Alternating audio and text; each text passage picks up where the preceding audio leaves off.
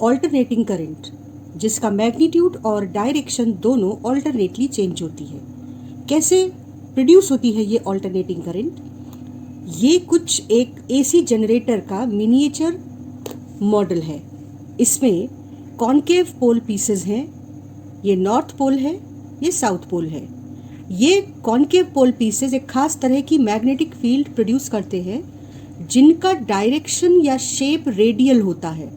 Radius के along ये lines of forces होती हैं और इनके बीच एक coil, copper coil, rectangular shape की कॉपर कॉइल घुमाते हैं, जिससे कॉइल के थ्रू पास होने वाली magnetic lines of forces change होती हैं और फैराडेज लॉ के अकॉर्डिंग उस कॉइल में एक ईएमएफ, एक करंट इंड्यूस होती है जिसका नेचर ऑल्टरनेटली चेंज होता है, डायरेक्शन में भी और मैग्नीट्यूड में भी। ये मिनिएचर मॉडल है कॉइल का। सॉफ्ट आयरन का कोर है, फ्रेम है, कोर मतलब फ्रेम। उस पर जैसे ये वाइट थ्रेड है उसी तरह से कॉपर वायर रैप्ड रहता है और अगर आप इसका शेप देखो तो वो शेप रेक्टेंगुलर है कॉइल का। ठीक, सॉफ्ट आयरन फ्रेम पर रेक्टेंगुलर कॉपर शेप की कॉइल रहती है और यही इस मैग्नेटिक फील्ड में घूमती है। अब जब ये कॉइल इस मैग्नेटिक फील्ड में घूमती है तो ध्यान से देखो, इससे पास होने वाली magnetic lines of forces change होती हैं और इसमें एक ईएमएफ या करंट इंड्यूस होती है ऑल्टरनेटिंग नेचर की। अब दो खास बातें हैं। जब ये कॉइल इस तरह से है तो देखो, ये कॉइल का plane magnetic line of force के पैरेलल है और इससे एक भी लाइन पास नहीं हो रही है, सब इसे टच करके पास हो रही हैं, इसे पेनिट्रेट करके इसके थ्रू कोई भी लाइन पास नहीं हो रही है। तो जब मैग्नेटिक लाइंस ऑफ फोर्सेस और कॉइल का plane parallel to each other हैं तो flux associated with this coil is zero. इसके बाद इस कंडीशन में जब ये घूमकर 1/4 रोटेशन के बाद 90 डिग्री घूमकर ऐसे आ जाती है तो लगभग सभी लाइंस ऑफ फोर्सेस इसके प्लेन से पास हो रही हैं और flux linked with the coil is maximum. तो जब plane of the coil magnetic field के परपेंडिकुलर हो जाता है तो मैक्सिमम फ्लक्स कॉइल के साथ लिंक हो जाता है। 1/4 टर्न फिर से कॉइल लेगी और फिर से एक बार उसका plane magnetic lines of forces के पैरेलल हो जाएगा और एक बार फिर से कोई लाइंस ऑफ फोर्सेस उसके प्लेन को पेनिट्रेट करके दूसरी तरफ नहीं जाएंगी, पास नहीं होंगी। तो flux linked with this plane और this state is again zero और 1/4 नेक्स्ट घूमते ही फिर से एक बार maximum flux will be linked with the coil और जब फिर से प्लेन पैरेलल हो जाएगा तो flux linked with the coil will B zero. तो अगर हम देखें तो दो बार ऐसी सिचुएशन आती है एक रेवोल्यूशन में जब flux linked with the coil is zero. कौन सी हैं ये दो सिचुएशंस? जब कॉइल का plane magnetic lines of forces के पैरेलल होता है और कॉइल से जो एरिया वेक्टर है कॉइल का उससे magnetic lines of forces 90 degree पर है।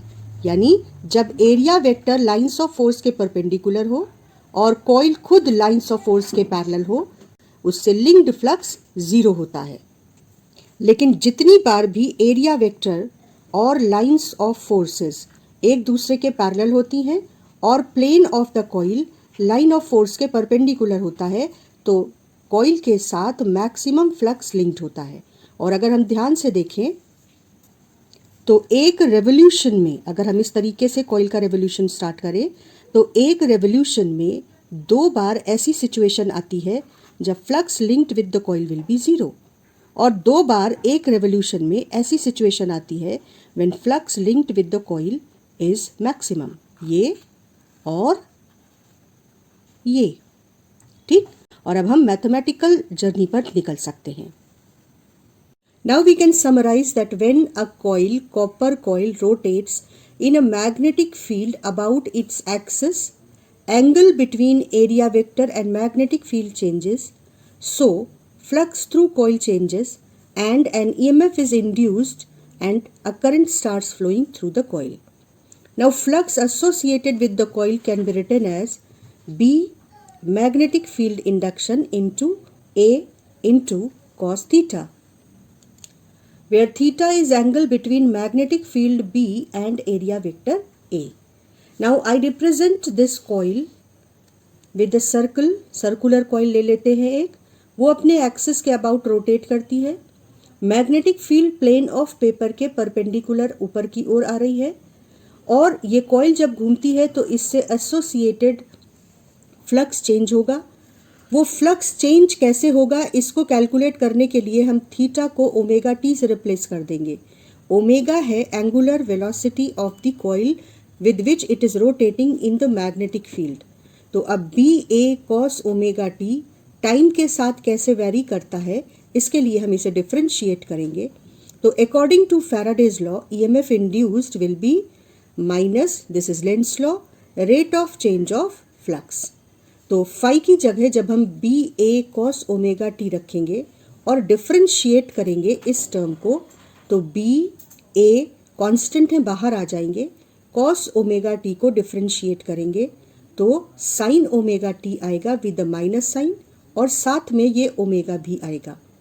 जो साइन ओमेगा टी का माइनस है वो पहले से मौजूद इस माइनस साइन को पॉजिटिव कर देगा।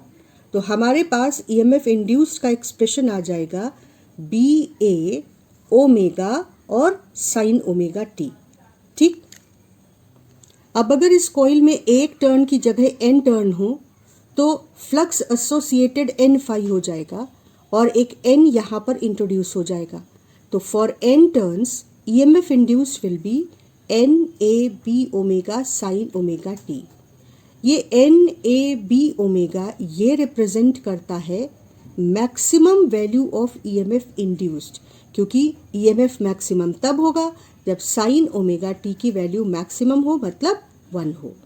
अब अभी जो हमने 3 डायमेंशनल मॉडल में देखा था कि 2 बार ऐसी सिचुएशन आती है जब flux linked with the coil 0 होता है, और 2 बार ऐसी सिचुएशन आती है जब flux linked with the coil maximum होता है।